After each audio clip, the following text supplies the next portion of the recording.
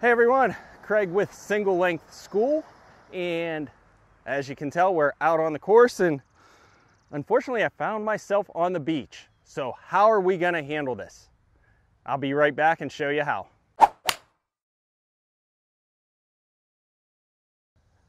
All right, so if you guys are new to Single Length School, first time here, or you have not yet subscribed, do me a favor, hit that subscribe button down below. Hit the notifications bell right beside that. That'll allow you to know as soon as we release a new video or when I go live, anything like that. That'll keep you in the loop, let you know what's going on.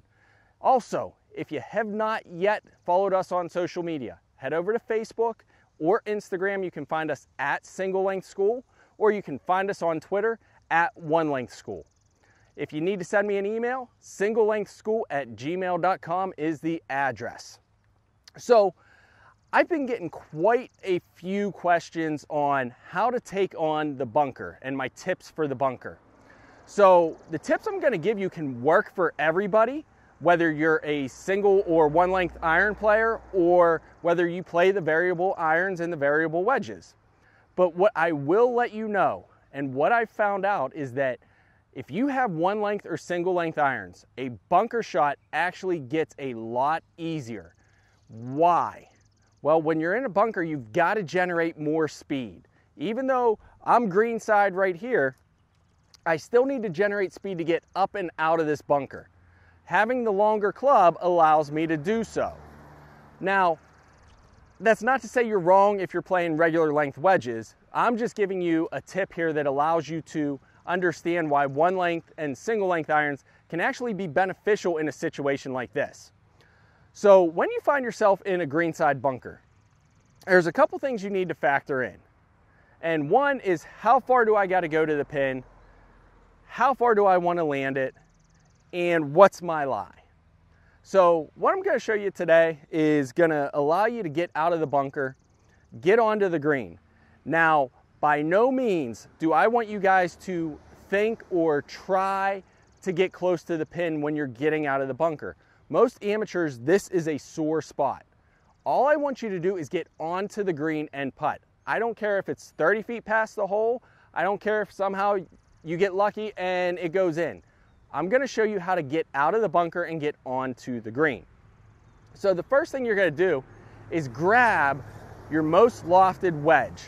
Now, I carry a 64, but in the bunker, I won't hit my 64. I'm actually going to hit my 60 out of the bunker. And there's a couple things when it comes to your setup that you want to keep an eye on. First things first is you need to get that ball up in your stance, up towards that front foot, almost just right inside it, almost like a driver. Next thing you want to do is dig your feet down and give yourself a solid base. So having that solid base allows you to actually use the ground to help get the ball out. The next thing you're going to do is instead of taking your regular loft, you need to open that club and use the bottom here. This is called bounce. This is the flat part on the bottom of the club. That's going to allow you to glide through the sand a little bit easier. And then your next step is going to be on your swing. I want you to get your weight forward. Get everything on this front foot, almost all your weight on this front foot. And I want you to pick a spot about 1 inch to 2 inches behind the ball. That's your visual spot. That's where you want that club coming in. So if my ball's here, I want my club coming in somewhere in here, and I want to take the dirt and the sand, and I want to let the sand do the work. So again, let's hit one here. So I've got my feet planted. I put my weight to the front, the ball's just inside my front foot. I open that club face. And then what I'm going to do is when I come back, I'm going to come back with my normal swing, and obviously power is going to be something you got to play with depending on how far you need to get the ball. But what I want you to do is on your follow through, this is the one time I'm going to ask you to really get wristy. I want you to feel like you're throwing it underhand up into the air. That's going to allow you to take that sand, get that ball up, put spin on it so it's going to stop. So you should see something like this.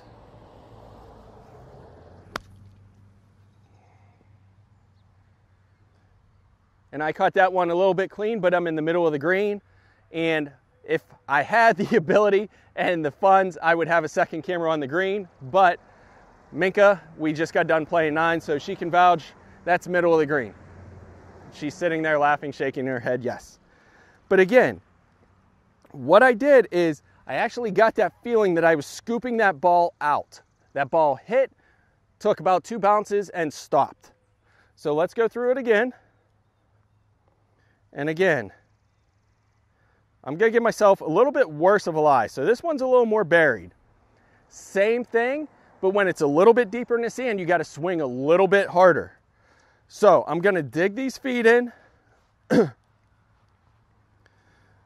I'm going to put all my weight on my front foot, open that club face, and I'm going to pick a spot about 1 inch to 2 inches behind the ball and try to bring that club through there. And then I'm going to follow through, get wristy, and try and feel like I'm underhanding the ball to the flag.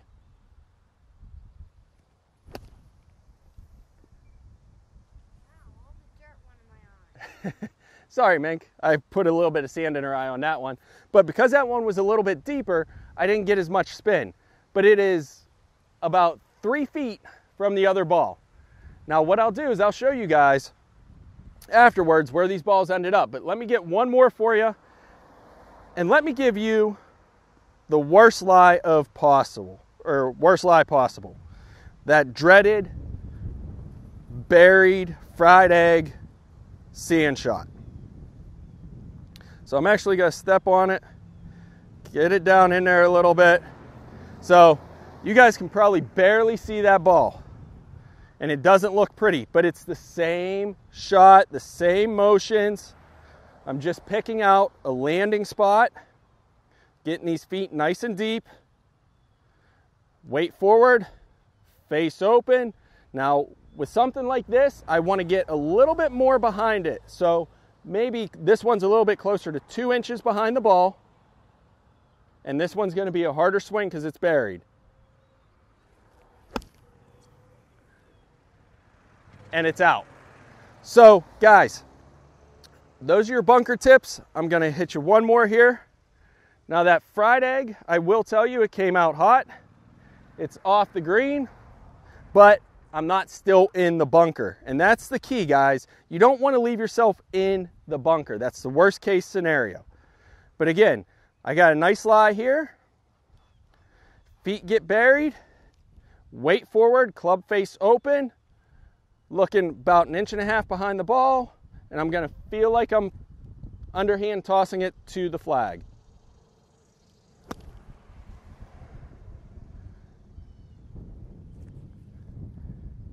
And there it is, guys.